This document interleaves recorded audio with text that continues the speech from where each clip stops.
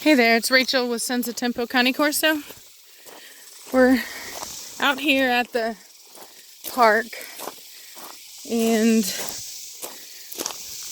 moving on down the way. This is one of my favorite places to take my dogs because it usually requires a bit of hiking. Where we are, it's not as much, but it goes really far down, and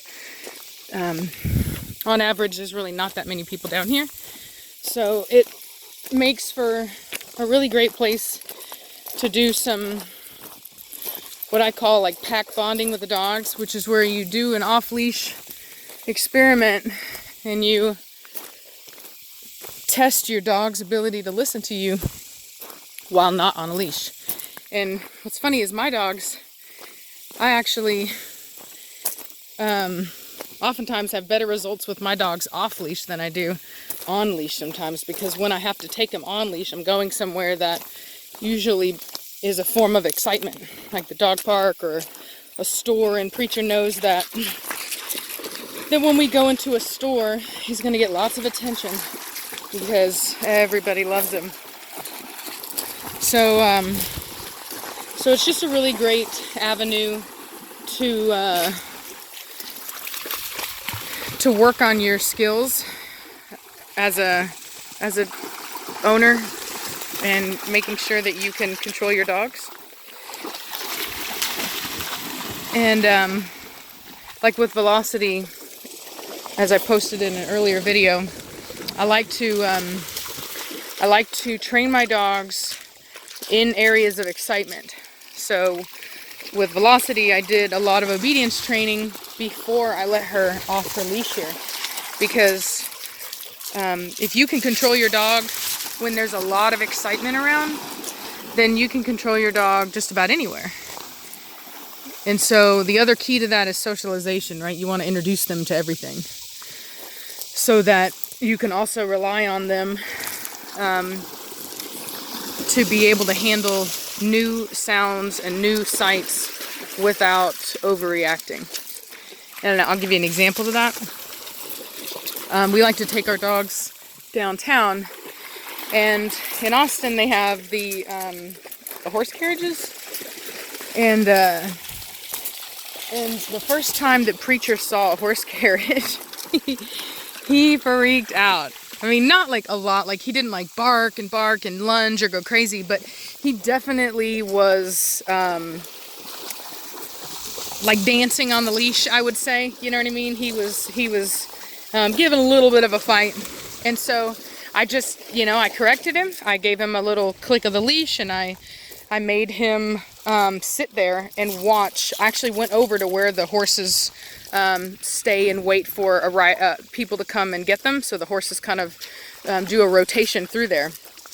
And I made him sit there where they do that rotation and watch as a new horse came and left and came and left. And he had to just sit there. And what eventually happens is anything that is new and strange, like everything in life, becomes eventually known and somewhat boring, especially to a dog with as high energy and as high intelligence as these guys have. So he just got over it, and now we can walk downtown. He doesn't care at all. Like, there's very little that ever gets his attention downtown at all. The only thing that he pays attention to are people that are like dangerously drunk. Okay, when you go downtown in Austin, there are some very let's just say people that do not have the best of intentions, and the dogs notice it because it's predatory in nature, right?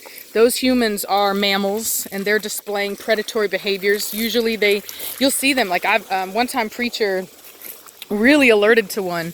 He didn't bark, he didn't growl, but he definitely did this thing where he kind of he puffed up and he watched the guy. He didn't growl, but he definitely did a silent show of force that guy would understand. And he did. He slunk off But the guy was just kind of hanging out in the background, kind of crouched a little low. You could tell he was probably drunk, and he was just doing this very steady eye contact while making a circle in the background. Because you have to understand, a lot of people will sit there and pet our dogs, and so this guy was just in the background, really staring and acting like a predatory animal. And Preacher noticed him. And like I said, he didn't try to attack him. He didn't lunge out to try to bite him.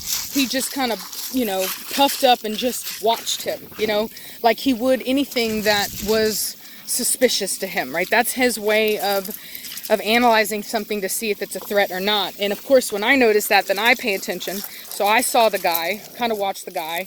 As soon as the guy saw me, he just slunk off. And there's no telling what that guy was thinking or whatever. People are crazy. So, it's important to have a dog that is very well socialized in those settings, because he didn't overreact. He didn't try to bark and go after the guy, even though he may have had a legitimate reason to do so, because he noticed something in that guy that we maybe didn't. It doesn't matter, because that response really isn't required. The response that Preacher gave was just as useful and just as effective as a dog that maybe freaked out and barked and went crazy, right? So there's a lot that goes into socializing your dogs. And with this breed in particular, a lot of people think, or with guardian breeds, they think, oh, well, if you socialize them too much, then people will steal them or they won't protect you. And that is not true at all. You could never take that trait out of these dogs, even if you wanted to. You just couldn't. All you can do is show them the world and show them what not to be afraid of, what is not a threat, because they are born to protect, and they're going to protect you one way or the other. So you might as well show them what is actually worth protecting over and what is not, so that they don't overstep their place and end up being euthanized because they made a bad judgment call. So socialization is what prevents that. It's also, I know a woman who, well, I don't know her. She's on Facebook, we're friends.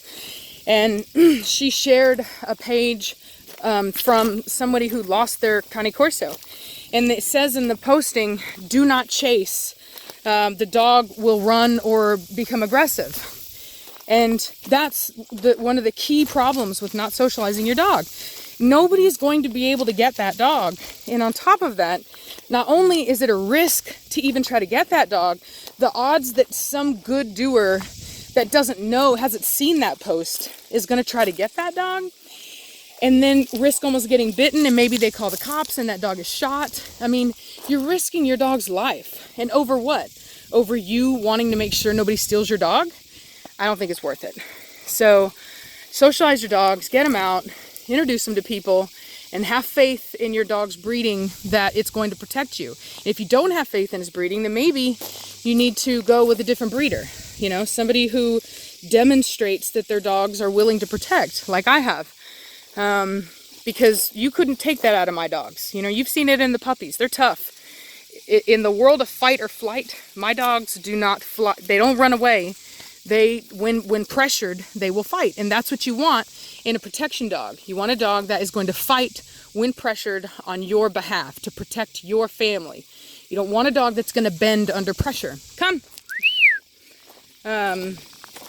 So not under extreme pressure. You know what I mean? You want a dog that's going to listen to you. Don't get me wrong. But you don't want a dog that's going to, punk out if somebody tries to break into your house.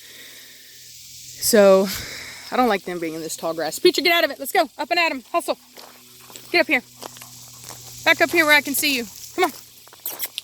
Hurry. Good boy. Anyway, just some tidbits of information while we're out here having fun. Hope y'all are enjoying y'all's beautiful Saturday. I don't know if it's beautiful there, but it sure is beautiful here. So, not too hot. And plenty sunny though, that's for sure. Wish I had brought my hat. So, anyway, like I said, y'all have a great day, and we will talk at you later. Bye.